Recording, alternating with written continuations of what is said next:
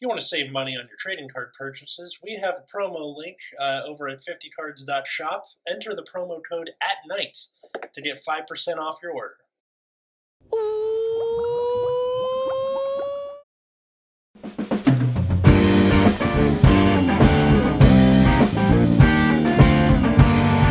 Hey everybody, welcome to Nexus at Night, your weekly Vanguard podcast. I'm Atlas.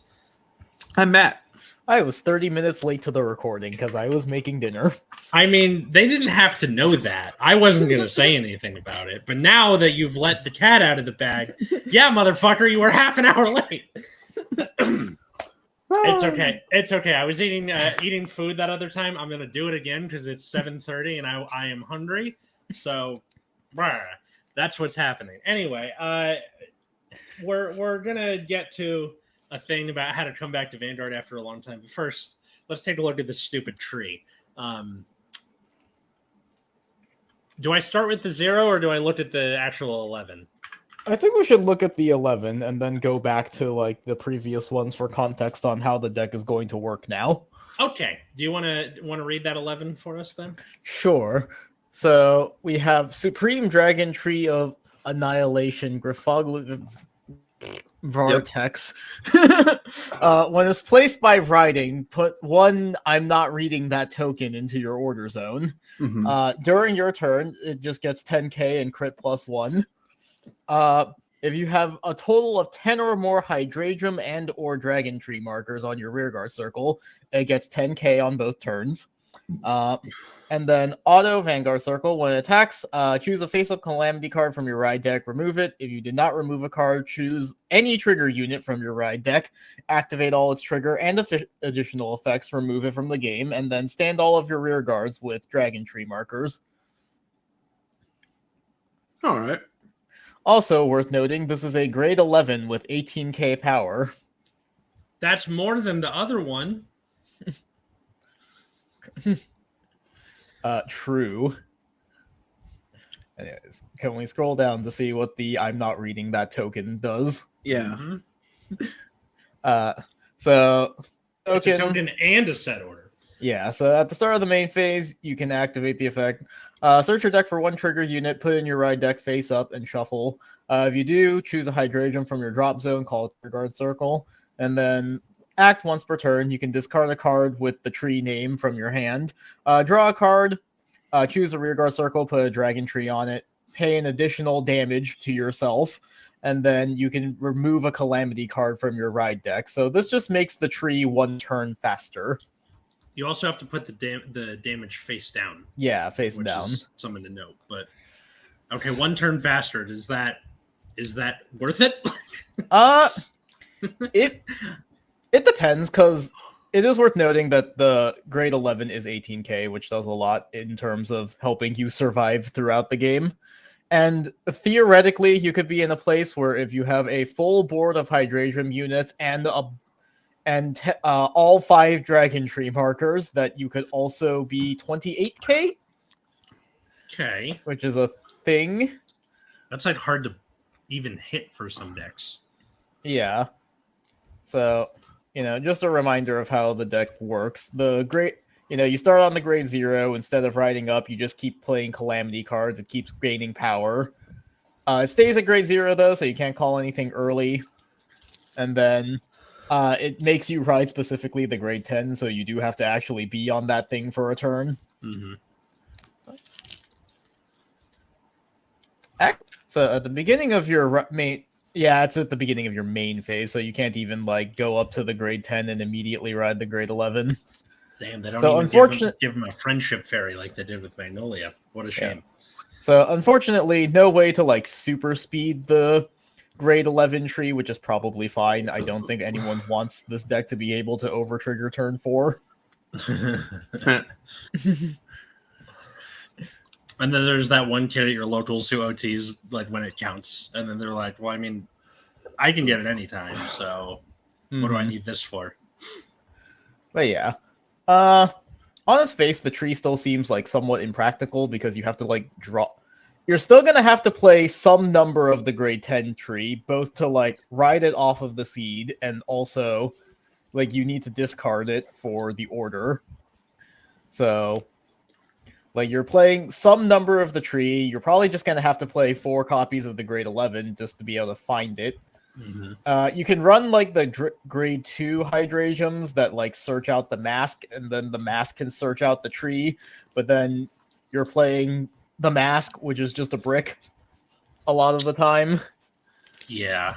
And also, like, one of the ways to accelerate getting Dragontree markers is to play the Blitz Order, which is just like another thing that is not a unit.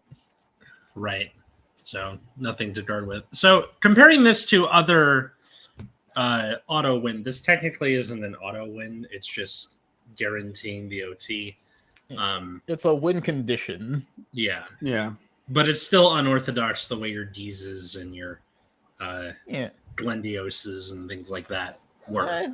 I mean, this is more comparable to something like Demiurge, right? Mm-hmm. Yeah, Demiurge is a better thing. So those who don't know, Demiurge was a stride that would let you stack 12 cards on top of the deck in any order. So the idea was to like, and it has a guard restrict, and it does, yeah. But it still wasn't very good. A, because it was so impractical to set it all up, and B, because they made a G guard that literally just countered the whole thing in Gear Chronicle. Yeah. Like they showed on the anime what the problem with it was. Also, like, it doesn't gain any power on its own, so like just because it, like, oh no, it's going to be like 36k with a guard restrict when you account for the trigger you're going to put on top of your deck. That's crazy. Yeah. So, well, I guess you're just gonna, it's any 12 cards, so I guess you're just gonna put like 3 triggers on top, right?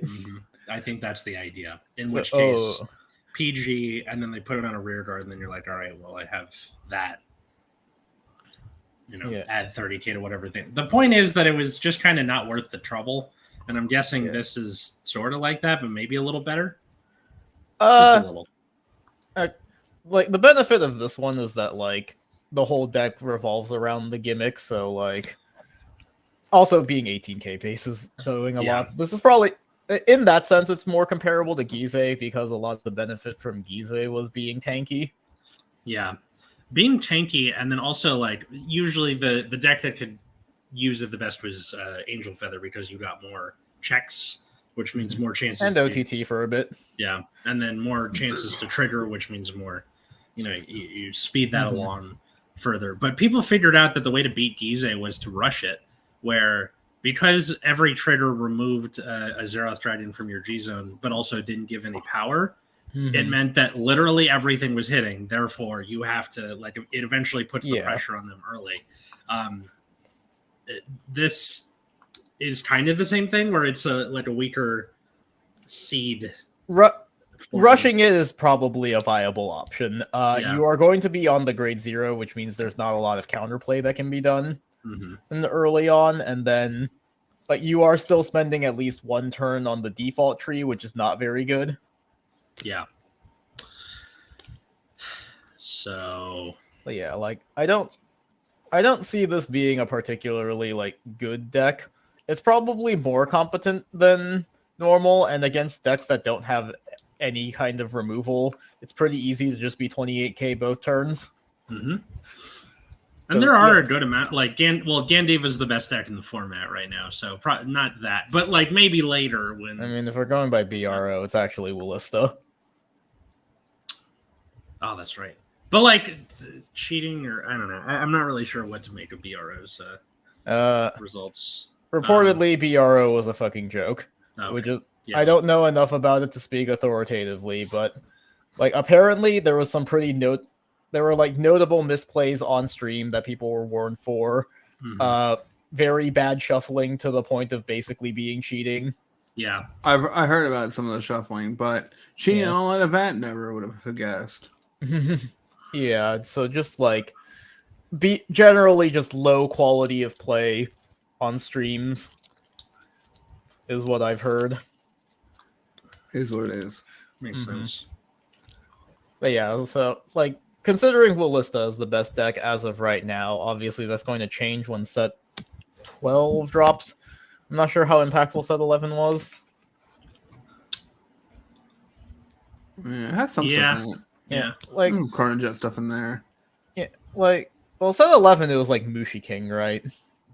and we don't have that. So next after that was like Minerva, which I think Minerva does not have a ton of removal, so you are gonna just run up against the tree being 28k. Mm-hmm.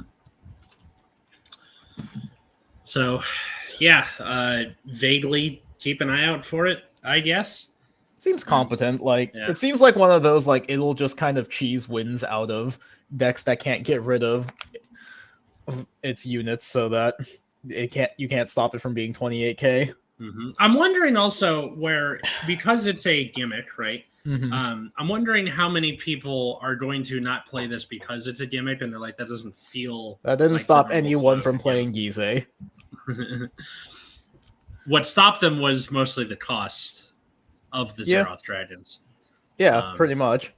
But yeah, being a gimmick deck never stopped anybody. I don't know. Glendios wasn't. Because Glendios wasn't good. Yeah. It got like 8th place at a California regional once. In premium, yeah. But like it was playable at the end of G. Yeah, that's what I meant. End of Limit Break. It was fine. It was not that bad. I've seen worse. Yeah. Sorry, going back and looking at the grade 10, and hey, with the Uranus decks in premium, you can now have 11 drive checks with your Valkyrion. Yeah. Does that work? Because it's you put the card in the drop and then for whatever the grade was. So it's a dead card through and through if you draw it any other way. But you can indeed do that. And it's like stupid, but if you want, sure, go for it. Look at top 5 cards, put one in your drop. Okay, I was just making sure it didn't specify any like. I don't know how the Hydrangea having like no clan or nation at all affects like things that require specific nations or clans. That makes sense. But I think Valkyrion, since you're looking at it, does it say like Genesis or anything? Or? No, it does not say that. Valkyrion is just anything. Okay, so yes, you could use this in Valkyrion specifically to get 11 drive checks and deck yourself out. Yeah.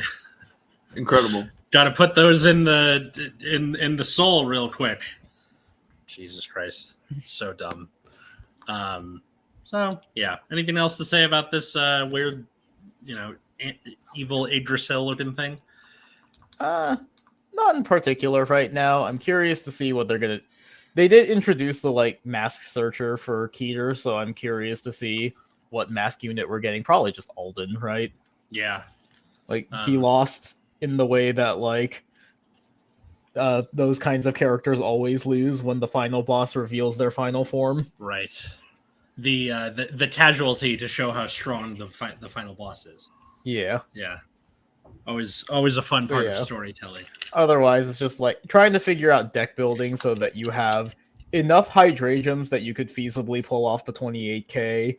Probably want like the Blitz orders. I don't know if you actually want to play the mask to search out the dragon trees, but that is a thing you can do. Yep. Yeah. So that was pretty much that. Dragontree is the thing that is. Yep. That we're not really excited. I'm sorry that we're doing this like, oh, okay, it's a Dragontree or whatever. I'm trying, man. Yeah, for real. Yeah, there's stuff where like you'll see us get excited, right? I was super over the moon about History Collection. You guys were the opposite, and there's things that excite us, and other things where we're just how often are you just going to be in the situation? You know what I mean? Which situation? It's hard to, or I mean, like the situation where like you just have everything set up. Yeah. Like how often is that going to happen? It's like always things that bother me. Mm-hmm. Mm-hmm.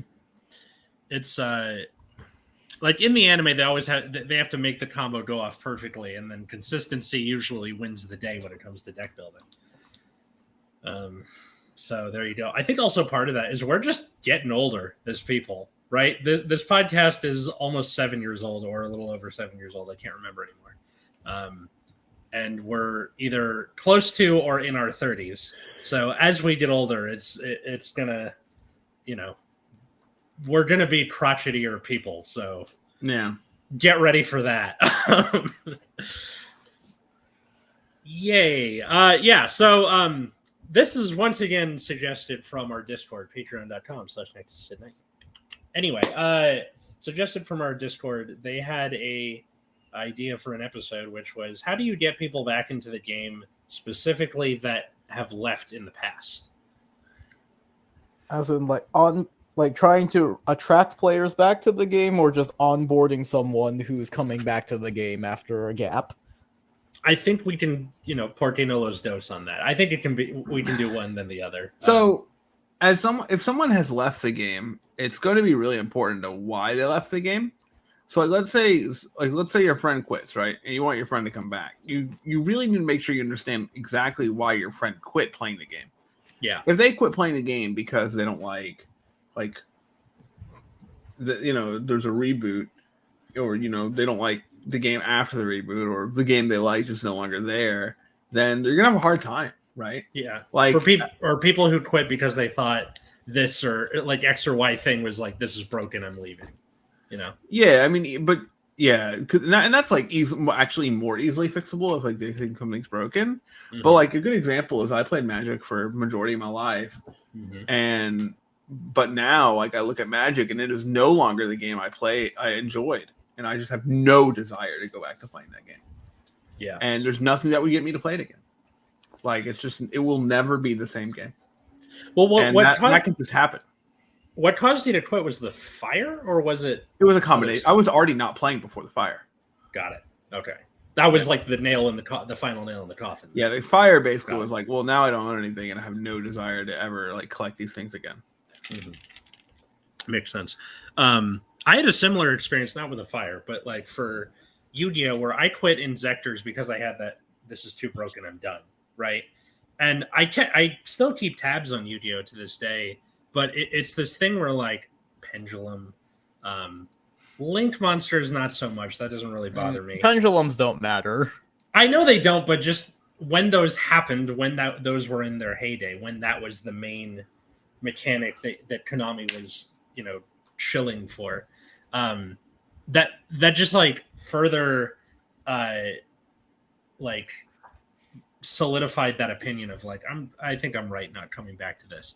I do think it's interesting we're like keeping an eye on tier limit format and things like that. It's cool, and I like the interaction, even though it was kind of a tier 0 format, and like how complicated it was. But then I had the same feeling of just like, you got to leave it to the kids. I'm too old for this shit. I can't keep up with the amount of complication. So I'm just going to watch people like MBT and DZF and all them to experience it through their eyes and like how they're able to keep up with everything without really trying. Like things like Master Duel or Dueling Book, I'll go on from time to time just to like, all right, let's try this and lose. I am interested in going into Edison because Edison was in the heyday of when I was playing Yu-Gi-Oh. But it's just one of those things where like I'm getting ready to get married, there's wedding planning, I'm still doing comedy, I'm becoming a teacher, like it's just on the back burner somewhere. Which is a perfectly understandable reason for someone to leave a game. Like I got shit to do. I don't have the time to sit down and try and understand everything again. Pizza. Yeah, it's so like if they're already interested in coming back in the game, then you have a much easier kind of path, because now you have like a very direct thing that they like if they already want to come back, you're just like, cool, just pick a deck and buy it. Like, there's not much thinking past that point. It's not like a complicated thing, because like if they've already played before, then they know they're just going to be like, well, I'm just going to buy the deck I want to buy. Yeah, I mean, for people who were around for G era and then coming back in to standard, if that's where they want to start, it's easy. It's weird where you have the current format being less complicated than before, or even for Vanguard boomers who were around for like Break Ride or whatever. Persona Ride isn't all that different in regards to the mechanic of when I ride this, a thing happens for the turn. Yeah, all the clans condensing into nations is a little weird, but I don't think that's too hard to onboard somebody like that. I think the harder part is trying to like do that and then mean like, okay, do you miss all the old clans? Do you miss these old units? This is premium. I mean, even then they have like encounter cards in standard, right? Yeah. But you can literally play Chrono Jet. Yeah. But your Chrono Jets, Messiahs, Overlords, Ezels, Lukiers, like if it's not any of those, then yeah, you're gonna have a bit of a problem. You're like if they played Tachikaze back in the day, buddy, you're out of luck. Except for like the what's his name in Dragon Empire, Tribash. Mm-hmm. Yeah, like you get him, and then good luck for the rest of that. I think it's easier in regards to onboarding if they had like a more substantial product for coming back. I'm not sure how what? Go ahead. The problem there is like the same problem as onboarding a new person in that case of like there's no good starter product right now. Would you consider the Grand Brace Favernil Orphist? Was that Orphist? I mean, they're quite expensive, being $50, and they're not like the greatest constructed decks in the universe. They're okay. Like you could feasibly like you could probably go X2 at your locals realistically. You do get a good amount of like staples in those. Your Drilling Angels and all that. Your Sanctitudes. I'll double check the set lists. I was looking at the Grand Brace one today because I'm starting to like slowly get into the deck building while I wait for that. Ratio. But the ratios are bad for a lot of these. Yeah, I know for like Carebray or whatever his name is. They give you literally one. Yeah. Oh my god. Yeah. I know, it's kind of a pain in the butt.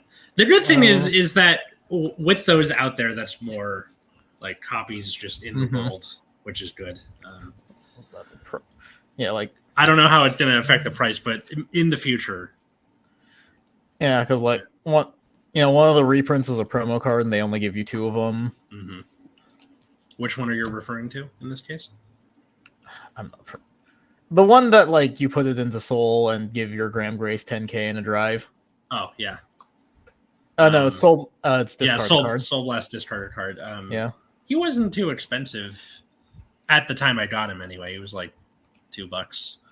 Yeah, but it's still one of those like out of the box. It does not give you the full deck. Yeah. Like if you're trying to optimize it, you're gonna have to either buy a second copy, which. Or you're just gonna have to go like track all these cards down, which is not like the worst thing in the world, but also not amazing. I'd much rather they just gave you 4 copies instead of giving you like pack filler, the grade 1 that gets 5k if your opponent is grade 3. I know for like Yu-Gi-Oh, usually you were forced to buy 3 to get everything.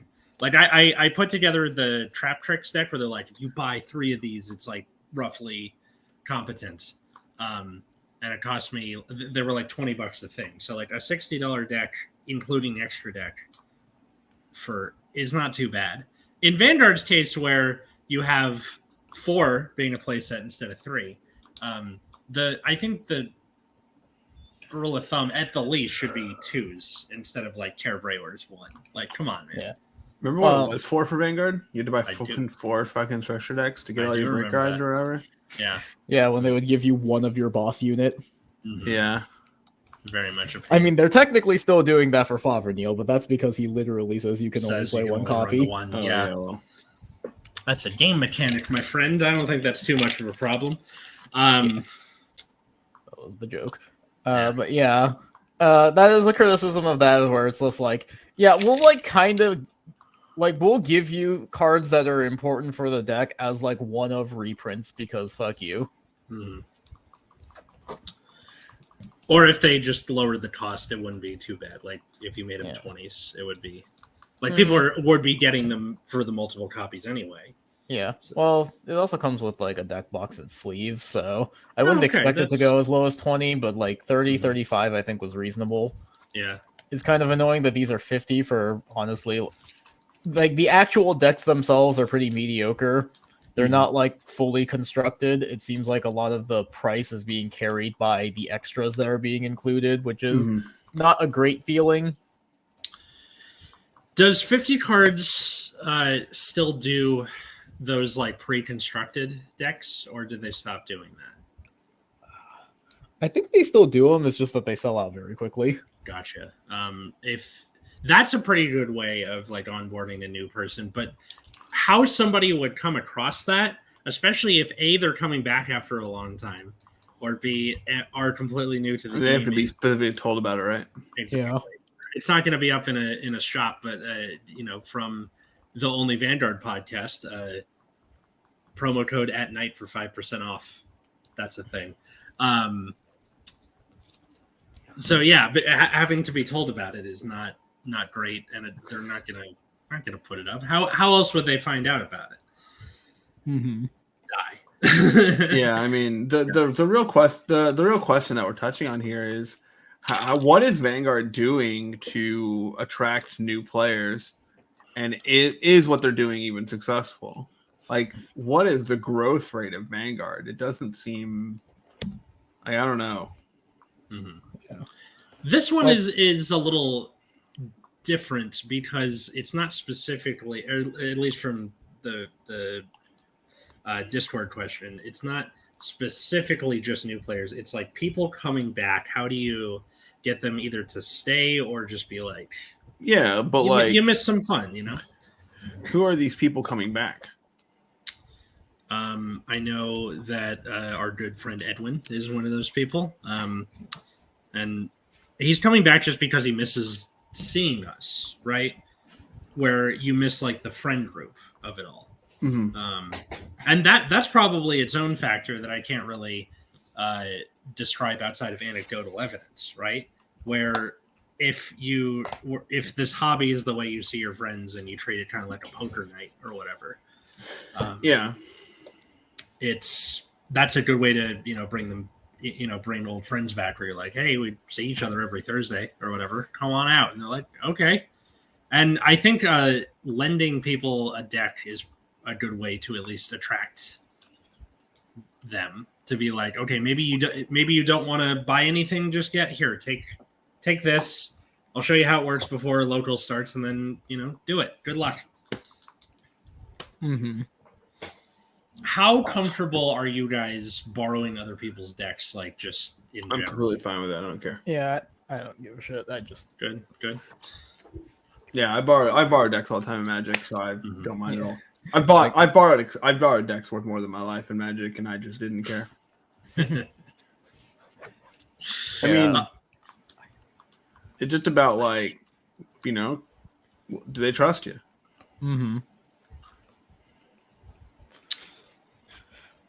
Do they trust you? Yeah, probably good. It helps if you're their ride home.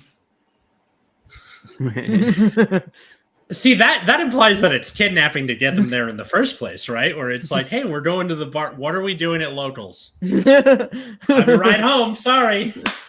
Damn, that is fucked up. I was also talking about the deck borrowing thing, where it's like, yeah, you can borrow my deck. Also, I'm your ride home, so you better give it back. Yeah. That's okay. That's what you meant. I'm sorry. I thought it was. I mean, I've borrowed ridiculously expensive cards in my life. And it's just like, well, is what it is. Yeah.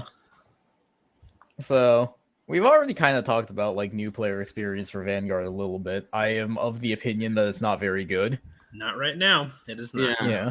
We don't. Like I said, we don't have a very good starter product. A lot of the ones we do have are out of date. So now 4 out of the 5 of them have new forms. And the one that doesn't still has the grade 4 that has to worry about. And then you have Bob Sagra, but Trick Moon is $15, which is not even the worst thing in terms of expensive staple cards. Kyrie, people just don't want to play Lyrical.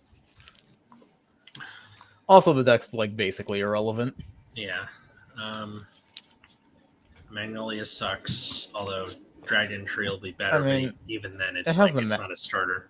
Yeah, but like I said, it has the mask and then also the grade 4. So like, no matter what you're trying to do with Magnolia, you have to buy a different version of Magnolia. Right. Mm-hmm. When you were saying that like has an alternate version, but you still have the grade 4 Bastion, was that what you're talking about? Or no, I was talking about Seraph Snow. okay. Like Bastion is worse because you have to buy the new form and the grade 4. Yeah. Alden is its own thing now. Yeah, but that's not like a constructed product. Yeah. Bruce sucks. And has a different form. Yeah. Like again, like you can't just buy a constructed product and have like a modern up-to-date deck. Most of the old trial decks have new forms of themselves. Yep. And or are expensive to upgrade. We're not even going to talk about the set 6 trial decks. Those are terrible products that we should just ignore the existence of. Like the best thing you can do out of the box coming into Vanguard right now is probably just the Stride decks. Yeah, probably. And even then, that's not like the same. It's different on purpose. Yeah, like the Stride decks were created as a nostalgia product, right? Like the idea that you can play the old versions of the card. Like clearly this was meant to appeal to existing players who still had these things. Yeah. Now, granted, for people coming back, that's probably a good way to get them in. Could be. Could be. If you're playing like one of the 4 specific archetypes that they've supported at the moment. But the problem is like the game will never be G again. So if you enjoyed late G, the game will never be that again. And, you have to come to terms with, like, even if the cards, like, look similar, it's not the same game. Yeah. And so if people quit for reasons that it's, like, like V era gives you infinite reasons to do so. If people quit for that reason and that V has completely infected premium, right? And D is just never going to be G. Yeah. And that's just that. It's hard to swallow, right? To be like, well, this is where the game has gone. And you have to ask yourself, well, is this still fun to me? And if it is, that's great. But for some people, it's not. Yeah. I'm of the belief that it's less about the actual game and more about the community you're in. That's not the case for everybody, right? You might be living out in the sticks. You might just have locals full of dickholes. You might be a misanthrope. What? They do exist. Yeah. Whatever the thing is. So in that case, you're then stuck with how fun is the game. And then that, as we've established throughout this episode, it's not great. But at the very least, I have met you guys. I've met all the Nexus Core people. My condolences. And like, I'm going to be friends with you guys for better or for worse, probably for the rest of my life, which is, take that with however you want to take that. But I think if you manage to find a group of friends through whatever game it is that you choose to, and if you leave for a while and come back, and even if the game is kind of bad news bears, they still went to Japan with each other and enjoyed it that way. So just don't freak out too badly, even if the game is kind of butt right now. I think standard format is okay. I think it's fine. We can debate about the quality of premium. I think we're just pretending V is not a real format that exists. Correct, that's true. Outer Orange just put a thing out today where it's like, what are we expecting for V Premium? I'm like, is anyone really going to watch this? Do you really care that much? Well, somebody does. Yeah, Not me. Outer Orange is probably like the one person in the community, like the one content creator that very prominently likes V at the moment. Well, also she has a stake in it where, because she's a commentator, like, you kind of have to. But also she started the game in V, so she likes V a lot, which is fine. Yeah. People are allowed to like V. I just do not. Me neither. It's none of us here like V. Okay, like, V was when I quit the game. That's because we're all old. Well, it's because we're all old, and then like in my locals, we like the premium thing is growing more and more. So I'm happy about that. So says the boomer. So says the Vanguard boomer. Anything else we have to say about this before I eat the rest of my pizza off camera noisily? Nope. I'm sleepy. Please make a Vanguard online. I'm EP. You hear me? Yeah, please. Or as Katie says, your tie-ties. So. What? I'm sorry. What? Tie-ties. No, I'm EP. EP, whatever the thing is. All right. Well, thanks everybody for listening. Tell us what you think. How would you get somebody who's quit the game trying to come back in the comments below or on Twitter? Honestly, if they really wanted big nostalgia bucks, they'd make a TD out of one of the encounter cards that isn't the Stride deck. That's probably good here, Overlords or something like that. So at Nexus at Night on Twitter, Instagram, or TikTok. We don't really post much on the latter two, but they're around. How about the rest of us? Find me on Twitter at Wiggums, 2 G's, 2 Z's. This one. You can find me at Plasma Eclipse. Patreon.com/Nexus at Night. Thanks to $10 patrons Darren, Cole, Josh, Jeremy, GR, and Ali. If you want to support the show, get content early, get access to our Discord, or get our bonus show, Nexus Tangents, where we talk about all the stuff that we don't get to talk about on the real show. Go there. You can also follow me at Atlas Novak on Twitter, Instagram, TikTok, or my YouTube channel, The Epileptic Comic. You can also follow my other podcast, Generation Dan, in all the places listed. So thanks, everybody, for listening. And until next time, I was Atlas. I'm Matt. I'm Root Beer. And have a good night, everybody.